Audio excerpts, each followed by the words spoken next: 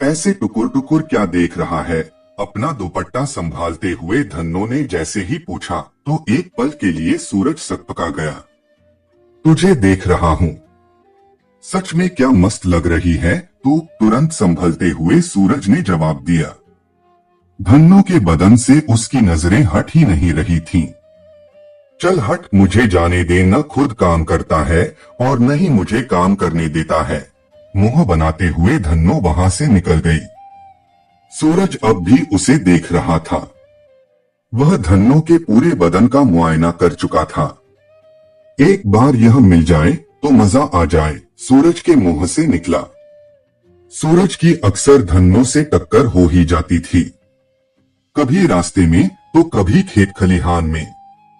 दोनों में बातें भी होती, लेकिन सूरज की नियत एक ही रहती, बस एक बार धन्नो राजी हो जाए। फिर तो धन्नो को पाने के लिए सूरज हर तरह के हथकंडे अपनाने को तैयार था। तो कुछ काम धंधा क्यों नहीं करता? एक दोपहर धन्नो ने सूरज से पूछा। बस तू हाँ कर दे, तेरे साथ घर बसाने की सोच रहा हूँ। सूरज ने बात छेड़ी तो धन्नो मचल उठी। तू सच कह रहा है? धन्नो ने खुशी में उछलते हुए सूरज के हाथ पर अपना हाथ रख दिया। सूरज को तो जैसे करंट मार गया। वह भी मौका खोना नहीं चाहता था। उसने झट से उसका हाथ पकड़ लिया और बोला, सच धन्नो, मैं तुम्हें अपनी घरवाली बनाना चाहता हूँ। तू तो जानती है कि मेरा बाप सरपंच है। नौकरी चाहूं तो आज ही मिल जाएगी। सूरज ने भरोसा दिया तो धन्नो पूछ बैठी, तो नौकरी क्यों नहीं करते?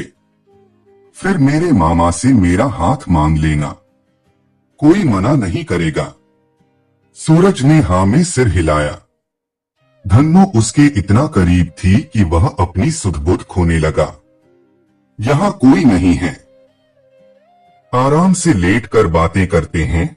सूरज ने इधर उधर देखते हुए कहा, मैं सब जानती हूँ, तुम्हारे दिमाग का क्या भरोसा, कुछ गड़बड़ कर बैठे तो। धन्नो ने तपाक से जवाब दिया, ब्याह से पहले यह सब ठीक नहीं।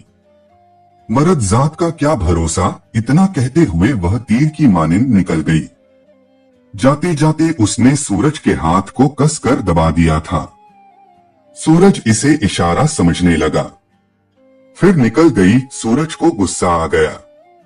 उसे पूरा भरोसा था कि आज उसकी मुराद पूरी होगी, लेकिन धन्नो उसे गच्चा देकर निकल गई। अब तो सूरज के दिलो दिमाग पर धन्नो का नशा बोलने लगा। कभी उसका कसा हुआ बदन तो कभी उसकी हंसी उसे पागल किए जा रही थी। वैसे तो वह सपने में कई बार धन्नो को पा चुका था, लेकिन हकीकत में उसकी यह हसरत अभी बाकी थी। सरपंच मोहन सिंह का बेटा होने के चलते सूरज के पास पैसों की कोई कमी नहीं थी। सो उसने एक कीमती मोबाइल फोन खरीदा और उसमें खूब ब्लू फिल्में भरवा दी। उन्हें देख देख कर धन्नो के साथ वैसे ही करने के ख्वाब देखने लगा। अरे तू इतने दिन कहाँ था? धन्नो ने पूछा। उस दिन हैंडपंप के पास पानी भरते समय दोनों की मुलाकात हो गई। मैं नौकरी ढूंढ रहा था, अब नौकरी मिल गई है।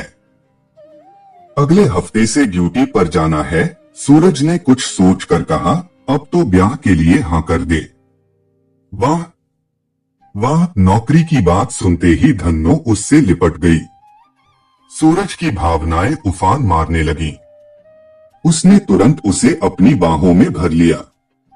हाँ कर दे और कितना तरसाएगी? सूरज ने उसकी आंखों में आंखें डाल कर पूछा। तो गले में माला डाल दे, मांग भर दे, फिर जो चाहे करना।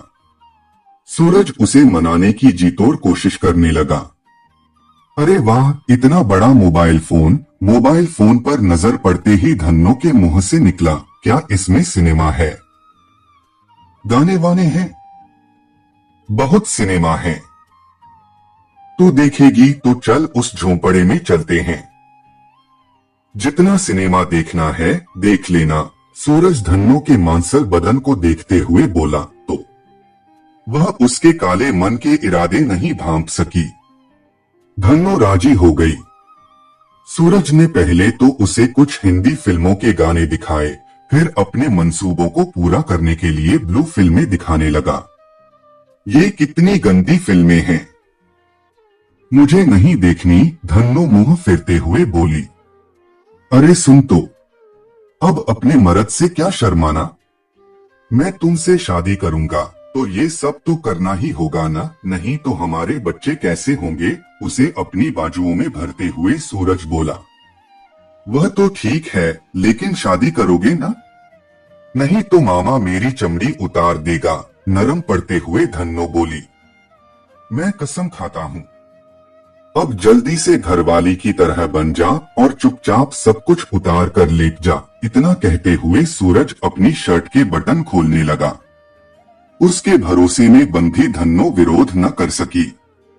तू सच में बहुत मस्त है। आधा घंटे बाद सूरज बोला, किसी को कुछ मत बताना, ले यह दवा खा ले, कोई शक नहीं करेगा। लेकिन मेरे मामा से कब बात करोगे, धन्नो ने पूछा तो सूरज की आंखें गुस्से से लाल हो गई। देख मजा मत खराब कर, मुझे एक बार चाहिए था, अब यह सब भूल जा, तेरा रास्ता अलग मेरा अलग। जाते जाते सूरज ने कहा तो धन्नो पर जैसे बिजली टूट गई। अब धन्नो गुमसुम सी रहने लगी, किसी बात में उसका मन ही नहीं लगता। अरे तेरे कपड़े पर ये खून के दाग कैसे, एक दिन मामी ने पूछा तो धन्नो को जैसे सांप सूंघ गया।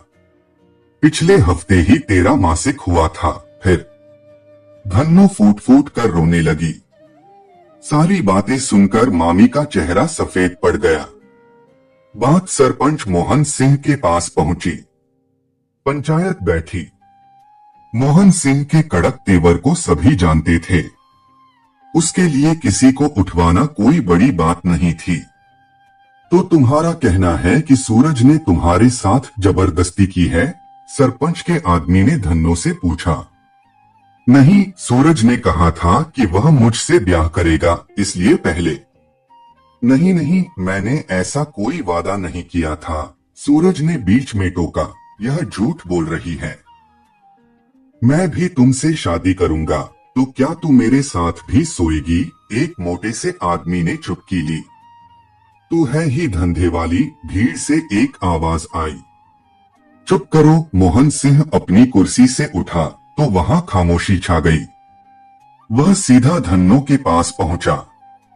ऐ छोकरी, क्या सच में मेरे सूरज ने तुझसे घर बसाने का वादा किया था, उसने धन्नो से जानना चाहा। मोहन सिंह के सामने अच्छे अच्छों की बोलती बंद हो जाती थी, लेकिन न जाने क्यों धन्नो न तो डरी और न ही उसकी जबान लड़खड़ाई। हाँ, उसने मुझे घरवाली बनाने की कसम खाई थी, तभी तो मैं राजी। यह सुनते ही सरपंच का सिर झुक गया। भीड़ अब भी शांत थी। बापू तू इसकी बातों में न आ, सूरज धन्नो को मारने के लिए दौड़ा। चुप रह, शर्म नहीं आती अपनी घरवाली के बारे में ऐसी बातें करते हुए। खबरदार, अब धन्नो के बारे में कोई एक शब्द कहा तो यह हमारे घर की बहू है। अब सभी जाओ, अगले लगन में हम सूरज और धन्नो का ब्याह रचाएंगे। धन्नो मोहन सिंह के पैरों पर गिर पड़ी। उसके मुंह से इतना ही निकला, बापू तुमने मुझे बचा लिया।